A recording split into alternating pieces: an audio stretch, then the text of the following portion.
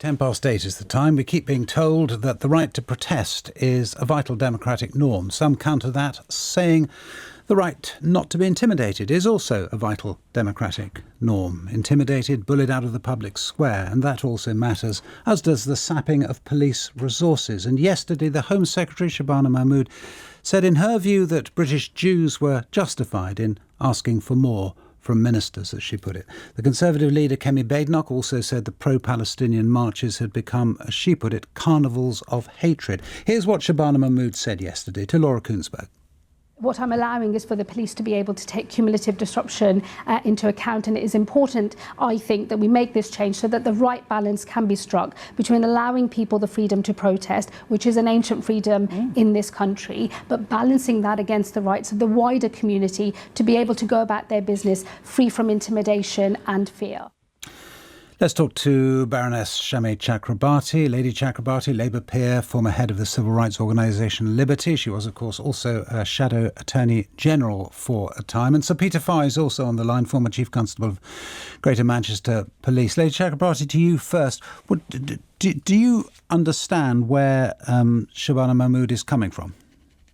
Look, I certainly understand the pressures on Home Secretaries in very difficult times such as these, but I do worry about legislating in haste and repenting at leisure. We already have an overcrowded public order statute book, and I think there are dangers in adding to it, particularly in response to a moment. And, you know, we could risk all sorts of trouble for the future, potentially under a different government. Trouble like what? Well, as I say, one has to think about the right to protest in terms of causes, all sorts of different causes and protests with which you might disagree, but with which you might agree in the future. And adding this further restriction on protest in relation to cumulative protests is rationing freedom of expression and suggesting perhaps that, you know, you've had your demonstration now. You demonstrated last week, even though the concerns that you have, whether it's a war or whether it's the treatment of any particular group in society, like an ethnic minority, that you've had your fun, so to speak, and you can't protest anymore. That would be a very, very dangerous step to take, I think. So, Peter, is it clear to you how it would work? Well, the police, as has been said, already have a lot of powers to impose conditions on protests where they are, how long they can take, all sorts of other things that have been added a lot over recent months. So I'm not sure really how much this is going to make a difference when you are policing a protest and the police chiefs having to make decisions about these conditions. You are ultimately trying to avoid conflict. You're trying to avoid disruption to the community. With experience, a lot of these terms that are used, like disruption to the community, when they get to court are often contested. The police lose out. And ultimately, the only way to deal with a long-running protest is for the underlying issue behind that to be dealt with. And I think, Sir Mark Rowley will be hoping as much as anybody that there is peace in Gaza to stop this, this running sore. These protests are extremely complex to police. There is terrorism law, public order law, hate crime law. Everything the officers do is being filmed. Exactly as you say, it's an enormous draw on resources. We're seeing officers move from all across the country. They're exhausted. Morale has been hit. It is damaging relations between the police and the community. And really, even if you ban marches or put conditions on, you probably still will need to provide a huge number of officers to enforce that law if people choose to flout that law, as they have with the ban on Palestine Action.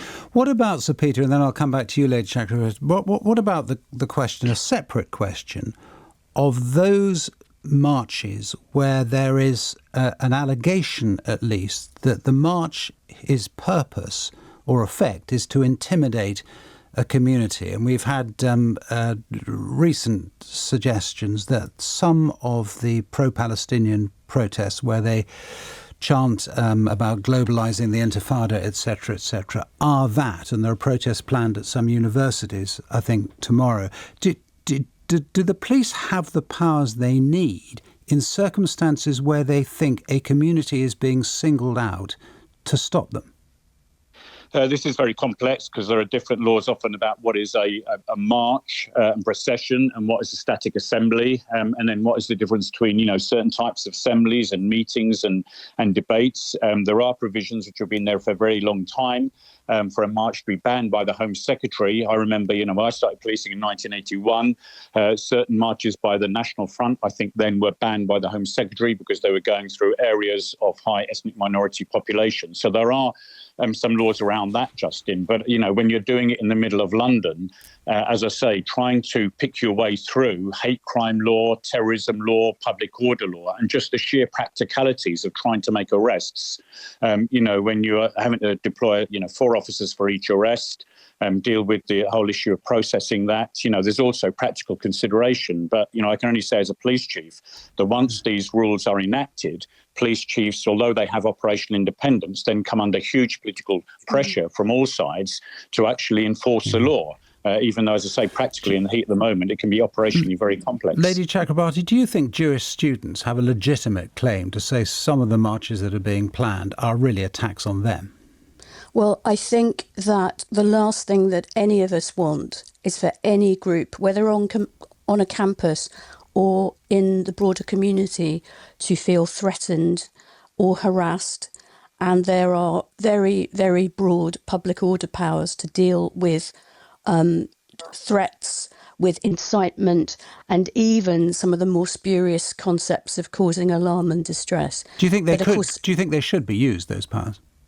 What I think is that if one listened carefully to Sir Peter, and I listened very carefully to him, sometimes these powers can be a poison chalice for the police, who come under pressure, whether from politicians or journalists. Why didn't you use this power? Why didn't you use that power? Why didn't you arrest somebody on the ground? And we should, before we make comments like that, we should imagine what it's like to actually try and keep the peace in the moment. Now, of course, these days there are cameras everywhere. And sometimes there are actions to be taken against particular people after the event. But in the moment, the police have this very challenging task of keeping the King's peace in the moment. I suppose the issue there, rather than constant law enforcement. Sorry to interrupt, but it's such an interesting point, isn't it? Because the issue there is the after the event. Because after the event, of course, those who were intimidated have been intimidated. In effect, you're not doing anything that's useful to them. That's the issue here, isn't it? I think the challenge which the police face is to keep the peace in the moment, and that's about keeping people safe in the moment too. But I think some of the political decisions and the legislative decisions, including prescribing Palestine Action, have actually brought more people to the streets and created a more complex and difficult policing proposition. Do you agree with that, Sir Peter, about the prescribing of Palestine Action? Yeah, I think probably reflect that there were probably parts of policing that wanted Palestine Action banned, but those officers, particularly in charge of policing protest, absolutely probably rue that day. I think ultimately, and I remember, I was in charge of we had a difficult protest in Manchester at the time of the last Gaza conflict in 2014, and I got to the stage after day-to-day protests of just hoping that politics, universities, the churches, anybody could try and solve the underlying issue. And I think ultimately, we do need politics and everything to solve the underlying issue, and for these issues not to be played out in the heat of the moment on the streets of London, causing massive problems for our police, who ultimately have lots of other things to do. Sir Peter Fahy and Baroness Chakrabarti as well. Thank you.